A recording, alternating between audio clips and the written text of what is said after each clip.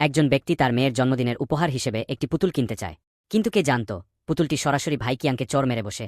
এরপর পুতুলটি লোকটির মুখ চেপে ধরে পাগলের মতো কামড়াতে থাকে। ভাই কিয়াং চিৎকার করতে থাকে।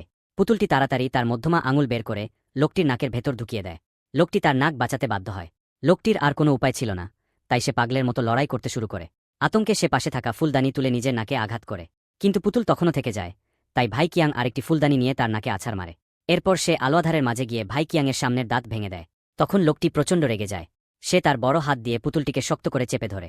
সে পুতুলটিকে নিজের শক্তি দেখাতে চায়। হঠাৎ পুতুলটি আবার বের হয়ে আসে এবং ভাই কিয়াংয়ের আঙুল কামড়ে ধরে। তড়িঘড়ি করে ভাই কিয়াং পুতুলটিকে মাটিতে ছুঁড়ে ফেলে। এতে পুতুলটি আরও রেগে যায় এবং ভাই কিয়াংকে পিটিয়ে চুরমার করে দিতে চায়। পুতুলটি একটি ছুরি তুলে নিয়ে সরাসরি ভাই কিয়াংয়ের দিকে আঘাত করতে চায়। ভাই কিয়াংকে দেখে মনে হচ্ছিল সে প্রতিশোধ নিতে চায়। ঠিক সেই সময় তার এক সঙ্গী হাজির হয়ে যায় এবং ভাই কিয়াংকে বাঁচিয়ে ফেলে। যদি আপনাদের গল্পটা ভালো লেগে থাকে তাহলে ভিডিওটিতে একটা লাইক দিন।